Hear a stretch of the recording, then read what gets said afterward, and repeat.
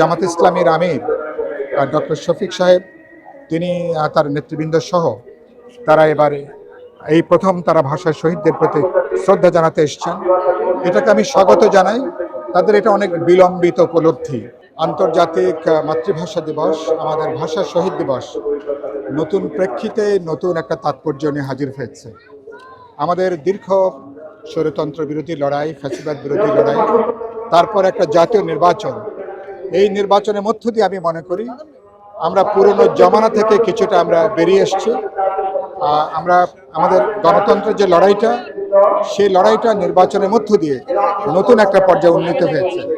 আমি আশা করব তারেক রহমানের নেতৃত্বে একটা অসাম্প্রদায়িক গণতান্ত্রিক একটা বহুত্ববাদী সমাজের তিনি নেতৃত্ব প্রদান করবেন এবং মানুষের এবার বিপুল প্রত্যাশা।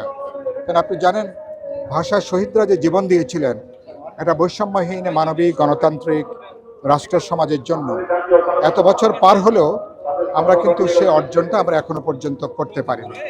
এবারকার ভাষা শহীদদের প্রতি শ্রদ্ধা জানাতে আমাদের উচিত হবে। একটা নতুন প্রেক্ষিতে নির্বাচনের পরে যে সরকার গঠিত হয়েছে তারা যদি একটা বৈষম্যহীন মানবিক গণতান্ত্রিক দায়বদ্ধ এবং একটা অসাম্প্রদায়িক চেতনা নিয়ে তারা যদি দেশ গঠনের কাজে দায়িত্ব নিতে পারেন, তাহলে মনে করি ভাষা শহীদদের প্রতি আমরা শ্রদ্ধা জ্ঞাপন করতে পারবো এবং আমাদের যে বিশাল আকাঙ্ক্ষা সে পথে আমরা হাঁটতে পারবো।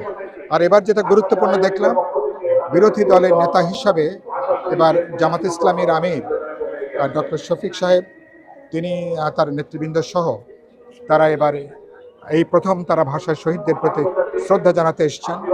এটাকে আমি স্বাগত জানাই। তাদের এটা অনেক বিলম্বিত উপলব্ধি। এই উপলব্ধিটা অনেক আগে হওয়াটা জরুরি ছিল।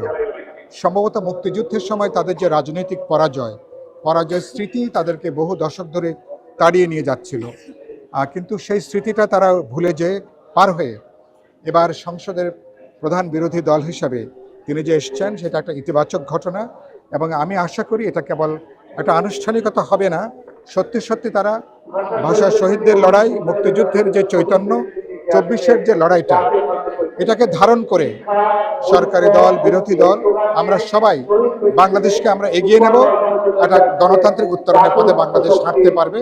তাতে ভাষা শহীদদের তাদের স্মৃতির প্রতি আমরা মনে হয় সবচেয়ে বেশি সম্মান আমরা জানাতে পারবো।